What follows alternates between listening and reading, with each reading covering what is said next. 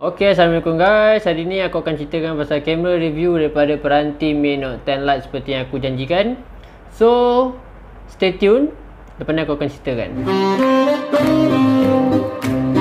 Guys, so aku akan start dengan aku akan kupas satu-satu setup kamera yang ada pada Mi Note 10 Lite ini. Yang pertama aku akan ceritakan kamera pada bahagian belakang. Pada belakang yang pertama adalah 8 megapiksel ultra wide, 5 megapiksel depth sensor, didatangkan dengan 64 megapiksel main kamera dan juga 2 megapiksel macro lens. Kalau kau boleh tengok pada bahagian hadapan, didatangkan dengan 16 megapiksel selfie kamera dan ia juga mempunyai features untuk portrait mode. Sensor yang ada pada peranti Mi Note 10 Lite ini adalah Sony IMX686, merupakan sensor yang terbaru daripada Sony. Ini gambar pertama yang aku tangkap menggunakan kamera yang ada pada Mi Note 10 Lite ini. Gambar pertama ini menggunakan tetapan 64 megapiksel. So kalau korang boleh lihat, gambarnya agak vibrant. So gambar nampak colourful. Memang nampak colourful gila. Color balance dia agak seimbang, ibarat neraca di awal usia. Color di permukaan air juga nampak neutral seperti kita melihat dengan mata kasar kita. So apa yang aku boleh cakap, gambar dari kamera utama 64 megapiksel tiada noise dan sangat jelas dan tajam seperti keris Taminsari Hantua selepas diasah. Gambar yang seterusnya ditangkap menggunakan setting default. Kalau korang boleh tengok, tekstur awan clear, tekstur bumbung pun clear, tekstur rumput pun clear. Tiada masalah bagi aku. Cuma bila korang zoom baru kita ternampak noise-nya. Tapi gambar yang aku tangkap ini tanpa menggunakan setup AI yang ada.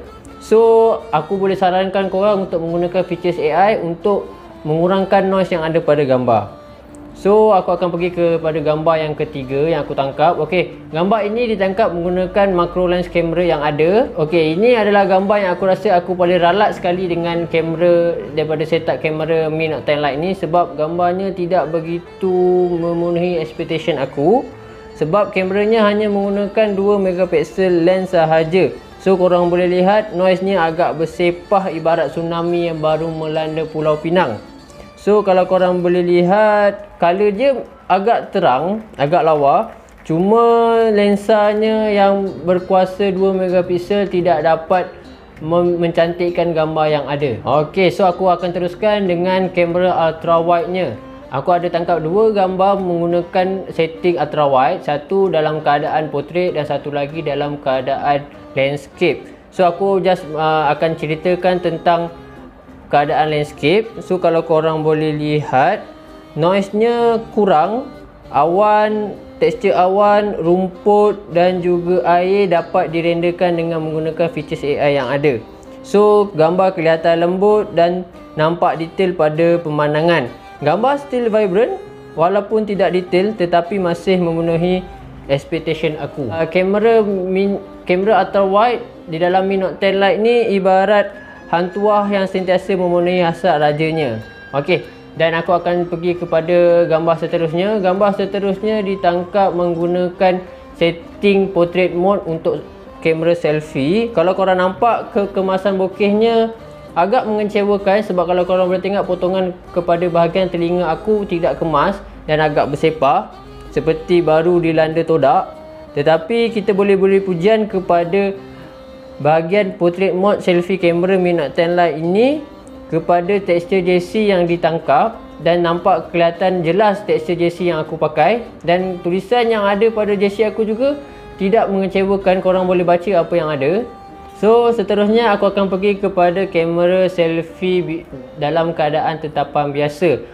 Aku bagi tahu dulu, aku menangkap foto ini tanpa menggunakan features AI yang ada. So kalau korang boleh lihat, noise-nya agak jelas dan gambar ini tidak kelihatan kemas. Potongan-potongan yang ada pun agak bersepah, tidak memenuhi cita rasa aku. Tetapi apabila aku cuba menggunakan setup tetapan biasa ini dengan menggunakan AI, gambarnya begitu kemas. Gambar selfie ini menggunakan fungsi beauty mode yang paling rendah. So gambar tidak nampak fake, nampak neutral. Aku akan pergi kepada gambar yang terakhir aku tangkap pada malam semalam. Ini adalah menggunakan fungsi night mode yang ada pada peranti ini.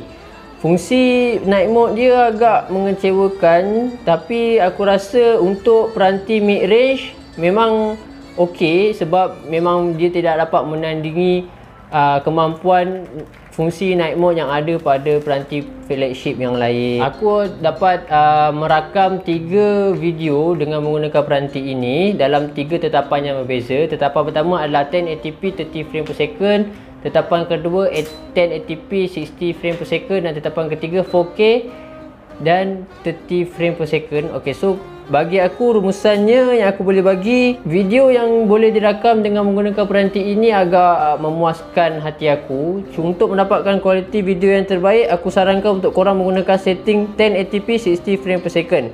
So tetapan video tertinggi adalah 4K 30 frame per second. Okay, itu sahaja daripada aku review kamera kali ini untuk peranti Mi Note 10 Lite yang baru sahaja dilancarkan pada hari Isnin lepas. So hari tu aku lupa nak bagi tu harga. Harga peranti ini adalah 1599. So kalau korang rasa korang suka dengan kameranya, korang boleh mendapatkan peranti ini di kedai-kedai Mi yang ada. So itu sahaja daripada aku. Saksikan full review performance handphone Mi Note 10 Lite ini pada hari Ahad. So jangan lupa untuk subscribe, like dan komen video ini sebab semua itu gratis guys. Itu sahaja daripada aku. Pesan aku, biar kita mati berdiri, jangan hidup merutut. Itu sahaja daripada saya punya house kali ini. Assalamualaikum.